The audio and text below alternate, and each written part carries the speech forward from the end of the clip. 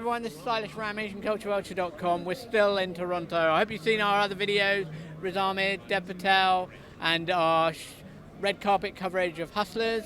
And also we were earlier at the Harriet red carpet, and now we came to cover the premiere of Motherless Brooklyn, which is an Ed Norton film. He's directed and written in it, and he stars in it.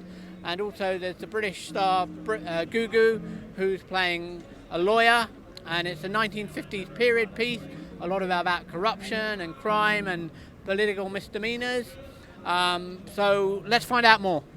Okay, listen. I got something wrong with me. That's the first thing to know. I got threads in my head. I got threads in my head, man. I twitch and shout a lot. Makes me look like a damn freak show. Can't you ever cut that out? I'm sorry. Touch it, Bailey. I'm sorry.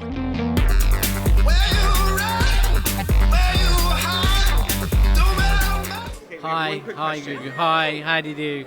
Hello. So, a 1950s period piece, you wouldn't normally expect a strong black woman to be in it. Yeah. So tell us about the character. Well, I just thought Laura was so progressive. You know, she's a woman, she was born in Harlem, you know, she's from the jazz period, but she's also an educated lawyer, and people often underestimate her. They see her as a secretary, and I just thought that was really refreshing. So often in period dramas in the 50s, you have that 50s housewife, and, you know, she's so far away from that. She's a woman with purpose.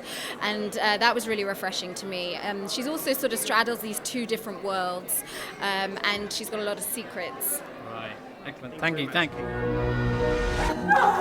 Those people are invisible. They don't exist. If you threaten his work, he will destroy you. You all alone? You got no idea. Yeah, where do you start when you get a project like this? With the research, I read about the characters. They sound like familiar people and historical figures to me. I'll start looking up, you know, the World's Fair of that time, whatever, and just start poking around until something sticks, and then the fun begins. And did Ed Norton, the director, did he give you a kind of a look for the film, or were you very much he left it to you? We had, I brought a lookbook to my interview, and he said it was a flash drive from his brain of his film.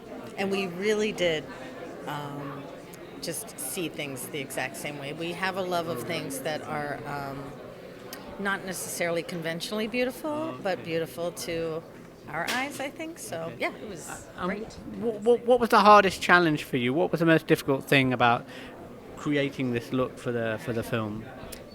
It's a passion project, and you know, it's a great looking movie that we made with not a lot of money. Right. And so luckily we had all this talent to push it through, but I felt like that sort of put on the facade of us looking like we're this, you know, big budget movie, and we weren't. Sure. So that was very challenging, you know, just making that with the money we had, you know. Okay, lovely. Thanks very much for your time. Thank you. Know what Frank was into on this? There's something going down, and it's big, and they were not happy about what he found. We find who did this, and we square accounts. If I figure it out, I'm gonna make him regret it. I promise you that. What was the challenge of playing the role that you played in this movie? I guess the challenge was that he's kind of a mystery, and he's very involved in what everybody's doing, but he's trying to not draw attention to himself. So he's highly aware of what's happening, but trying to not be seen being so aware. So it was very much, the challenge was just kind of expanding my energetic body into everybody's business and try to be invisible at the same time. And do you think this period has a message for us in contemporary times, that we can look in it and get something from it? Well, I'll leave that for the viewer to say, but, you know, it's definitely a movie that addresses corruption, and, you know, it's no secret that there's a lot of corruption in our world today on many different levels, and it's something that should be kept an eye on, and it does have an impact. It definitely degrades our culture, so that's something to think about. Thank you. You're welcome.